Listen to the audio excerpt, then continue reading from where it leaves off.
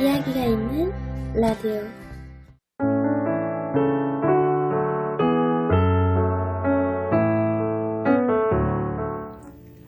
사랑한다는 말 대신 잘 익은 석류를 쪼개드릴게요. 좋아한다는 말 대신 탄탄한 단감 하나 드리고, 기도한다는 말 대신 탱자의 향기를 드릴게요. 푸른 하늘이 담겨서 더욱 투명해진 내 마음, 붉은 단풍에 물들어 더욱 따뜻해진 내 마음, 우표 없이 붙일 테니 알아서 가져가실래요? 서먹했던 이들끼리도 정다운 벗이 될 것만 같은 눈부시게 고운 10월 어느 날. 안녕하세요, 아르테입니다. 아름다운 10월에 이혜인님의 시 10월 엽서를 들려드리며 이야기가 있는 라디오 시작했습니다. 이혜인님의 표현처럼 서먹했던 이들끼리도 정다운 벗이 될 것만 같은 10월이라는 생각이 듭니다. 요즘은 특별한 경우가 아니고는 손편지나 엽서를 잘 쓰지 않죠. 예전에 제가 어릴 때만 해도 손편지나 엽서를 많이 써서 마음을 전했던 것 같습니다. 어떤 사람을 알아가는 과정은 그 사람의 말이나 행동을 통해서도 알 수 있지만 글을 통해서 더 깊이 알 수도 있다는 생각이 듭니다. 평소에 표현하지 못했던 속마음을 글을 통해서는 표현할 수 있기 때문입니다.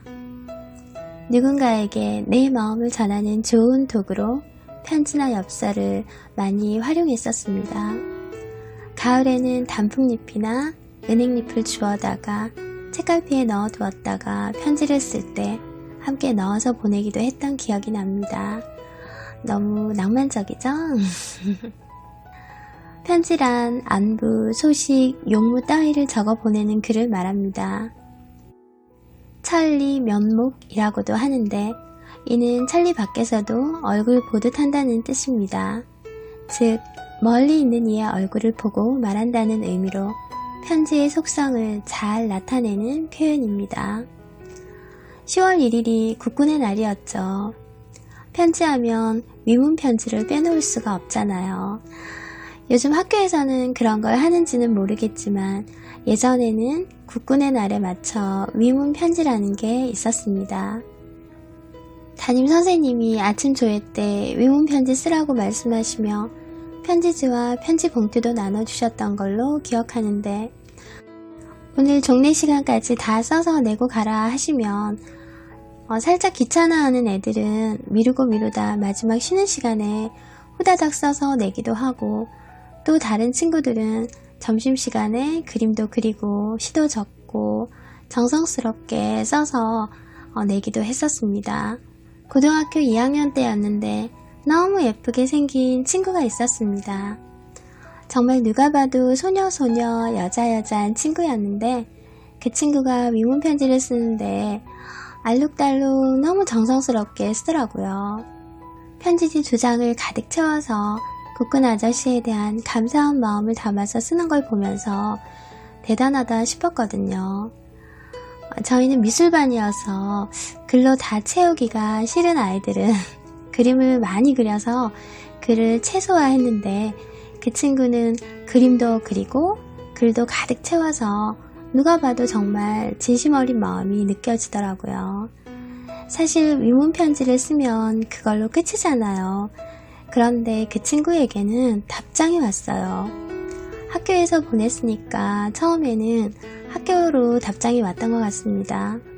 그리고 그 국군 아저씨랑 계속 개인적인 편지를 주고받는다는 말을 들었습니다. 그때 당시에는 국군 아저씨 하면 나이가 많다는 생각이 들었습니다. 지금 생각해보면 고2 때니까 고등학교 졸업하고 바로 군대 간 사람이면 나이 차이는 많아야 2살, 3살 정도니까 오빠처럼 친구처럼 펜팔을 할 수도 있었는데, 그때는 우리는 학생이고 국군 아저씨는 어른이라는 생각에 왠지 좀 나이가 많다는 생각이 들더라고요. 결국 나중에 사귄다는 말도 들었는데 대학을 가고 그 국군 아저씨도 복학하고 그들의 결말은 모르겠지만 그렇게 편지 하나로 인연이 되어 서로를 향한 마음을 키워갈 수 있다는 것을 보며 마음을 표현하는 글이란 게 얼마나 큰 힘을 가진 것인지를 또 알게 되었습니다. 위문 편지 써보셨어요? 받아보신 분도 계시겠죠? 지금 생각하면 편지를 쓸 때 이름도 얼굴도 모르지만 감사한 마음을 담아서 보내고 그 편지를 받은 분들은 힘든 훈련 중에 가지는 작은 감동이었을 것 같습니다. 조금 더 정성스럽게 할 걸 하는 생각이 드네요. 나름 정성을 담았지만 그 친구만큼은 아니었거든요. 제 책상에는 항상 편지지와 엽서가 있습니다. 쓰지도 않으면서 이걸 왜 사뒀지 하며 혼자 미소를 지어보기도 합니다. 손편지에 대한 그런 낭만이 그리운 날에는 언젠가 쓸 일이 있을 거야 하며 편지지나 엽서를 사서 들고 오는 것 같습니다. 생각보다 많이 쓰지는 않지만 그런 감상을 담아내고 싶은 마음은 늘 가득한가 봅니다. 온라인으로 편지를 주고받는 친구가 있습니다. 그 친구가 10살 되던 때 만났는데 지금은 19살이 된 것 같네요. 서로 다른 언어를 사용하고 다른 곳에 살고 있지만 그 친구의 편지를 받을 때면 마음이 늘 뭉클해집니다. 답장을 보내고 나면 그 친구의 답장이 기다려지기도 해서 편지함을 수시로 열어보기도 합니다. 어린아이였는데 지금은 훌쩍 커서 청년이 된 사진을 보면 살짝 낯설기도 하지만 커가는 과정을 사진으로나마 봤기 때문에 멋있게 자란 모습이 너무 감사합니다. 한국의 가을이 조금 더 깊어지면 사진으로 담아서 또 보내려고 합니다. 그 친구와 편지를 주고받으며 나누는 시간이 참 행복한 시간입니다. 저에게 또 다른 행복한 시간이 있습니다. 아주 어릴 때부터 다이어리를 사용했습니다. 그곳에는 하나님을 알지 못했을 때부터 하나님께 쓴 편지들이 있습니다. 늘 제 마음을 쏟아내는 곳이고 위로받는 곳이기도 합니다. 하나님을 만나고 성경을 보았을 때 하나님께서 저에게 보내시는 편지라는 생각이 들었습니다. 힘들 때 위로를 주고 기쁠 때 더 큰 소망을 주시는 하나님의 편지는 저를 어떻게 사랑하셨는지 앞으로 어떻게 이끌어 주실지 말씀하고 계십니다. 매일 매 순간 무엇을 하며 어디를 가든 하나님이 주시는 편지를 보며 결정하고 움직이려고 합니다. 길을 잃고 방황할 때는 그 편지를 읽지 않을 때입니다. 누구보다 나를 가장 잘 아시는 또 세상에서 그 어떤 것보다 나를 가장 사랑하시는 하나님의 편지는 나를 살게 하는 또 살아가게 하는 길이 됩니다. 길을 잃지 않으려고 편지를 보고 또 봅니다.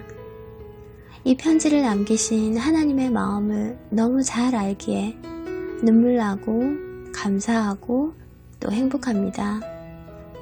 이 가을 저도 하나님께 평소보다 더 많은 편지를 쓰려고 합니다. 제가 쓰는 편지는 기도라는 형식으로 드려집니다. 말 기도, 손 기도, 삶 기도.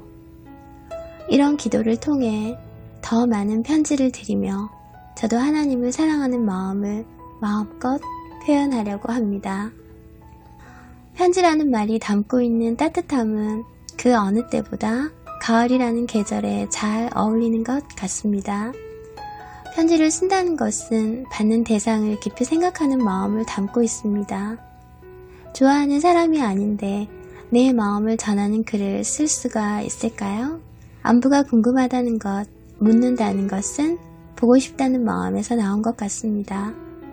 그 그리운 마음을 담은 편지, 어떤 형태든 오늘 한번 그리운 대상에게 써보시면 어떨까요? 다음은 청취자 사연입니다. 이번 청취자 사연은 마음이 통했는지 다들 기쁘고 행복한 마음을 담아주셨어요. 10월이라 그런가요? 보내주신 사연 보며 제 마음도 설레고 행복했습니다. 함께 행복을 나누는 시간 시작하겠습니다. 먼저 김선유님 이야기입니다. 아르테님 그리고 모든 청취자님들 안녕하세요. 태평양을 건너 미국 시카고에서 김선유 인사드립니다. 저에게 기쁘고 자랑스러운 소식이 있어서 함께 나누고자 합니다. 10월 13일 날 오전 10시 30분 시카고에 기독교 방송국이 생긴 이후로 제가 장애인으로서는 처음으로 CTS 초대석에 초대되어 방송 출연을 하게 되었습니다. 그동안 이은경 선생님이 저를 아침마당에서 2차례 소개시켜 주셔서 제 이름이 언급되기도 했었고, 초등학교 때에는 MBC에서 방영했던 야 일요일이다 라는 프로그램에 방청객으로 나갔던 경험은 있지만 제가 주인공이 되어 방송 출연을 하는 것은 처음이라 많이 설레고 기쁘네요.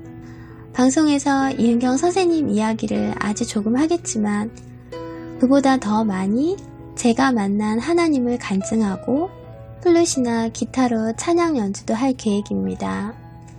이 방송은 시카고에서 사역하고 있는 사역자들을 소개시키고 그들의 사역을 응원하는 데 중점을 두고 있습니다. 여러분들 많이 응원해주세요.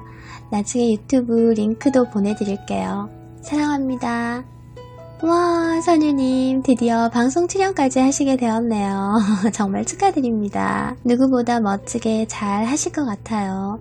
기도하고 응원하겠습니다. 너무 기대되네요. 정말 축하드려요.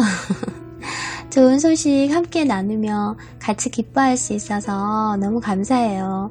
방송 출연하시고 나면 어땠는지 그 소식도 나누어 주시면 좋겠어요. 함께 기쁨을 나눌 수 있는 좋은 소식으로 또 기대하고 또 설레는 시간을 가질 수 있어서 너무 감사합니다. 선유님 화이팅! 방송 잘하고 오세요.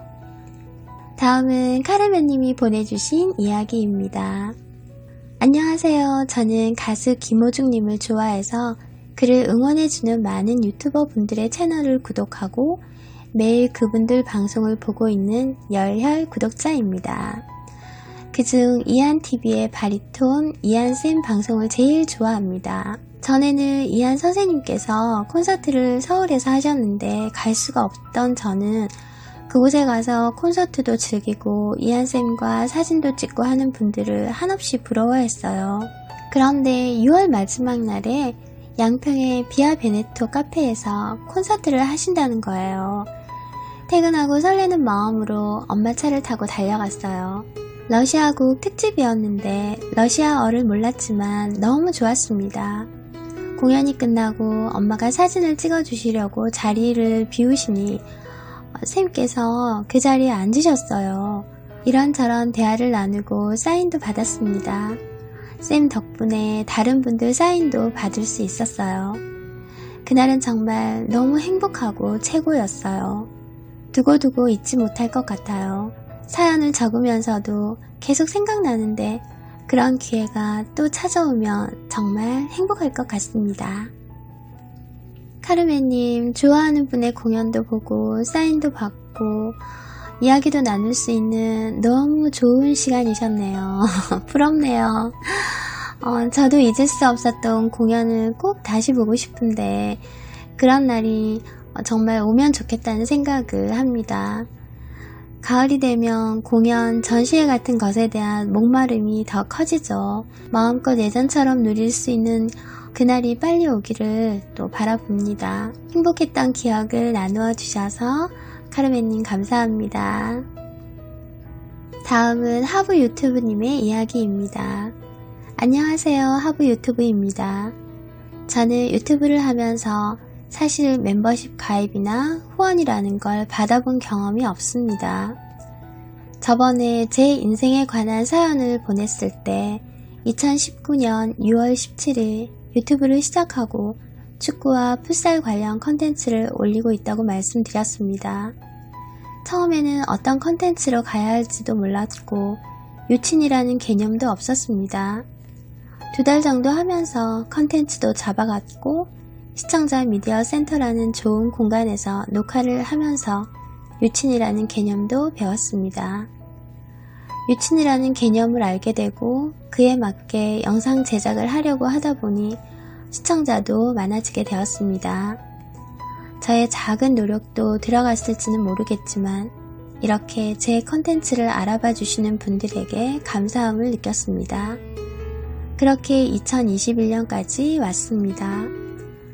9월 마지막 날 정말 큰 선물을 받았습니다.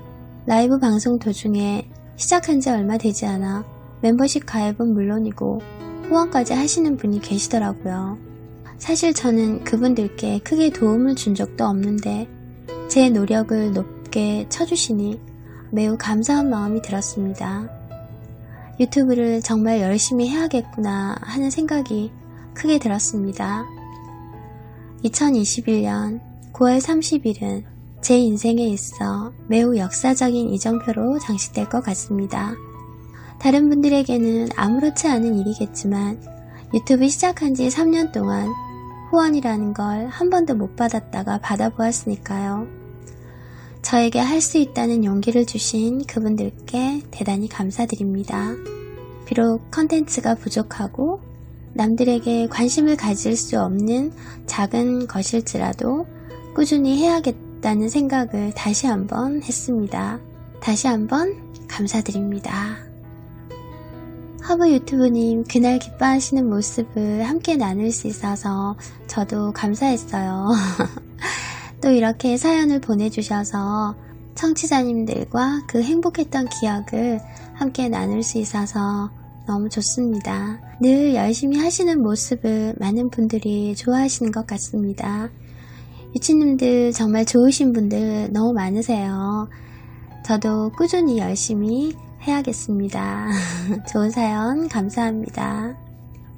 10월에 유치님들의 좋은 소식들 나누며 행복한 시간을 만들 수 있어서 너무 감사합니다. 주제를 드린 것도 아닌데 약속한 것처럼 이렇게 행복한 이야기들을 보내주셨네요.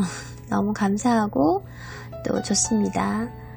사연 보내주신 김선유님, 카르멘님, 허브 유튜브님 감사합니다. 청취자 사연은 언제든 열려 있습니다. 특별하게 나누고 싶은 이야기가 있으신 분들은 보내주시면 됩니다. 10월에 이야기가 있는 라디오 개편을 한다고 말씀드렸는데 목요일 정규 방송에서는 기존에 해왔던 것처럼 초대 손님도 모시고 사연도 받으며 주제를 나누는 방식을 이어가겠습니다. 주중에 한 번 더 라디오 방송으로 찾아뵐 것 같습니다. 조금씩 다듬어가며 새로운 모습을 보여드리도록 노력하겠습니다. 기다리면 오지 않고 기다림이 지쳤거나 기다리지 않을 때 불쑥 찾아온다. 그래도 반가운 손님. 제가 준비한 오늘 이야기는 여기까지입니다. 저는 이만 물러갑니다. 10월 어느 날에 반가운 편지처럼 불쑥 또 찾아뵙겠습니다. 오늘 함께 해주신 모든 분들 감사드립니다. 아르테였습니다.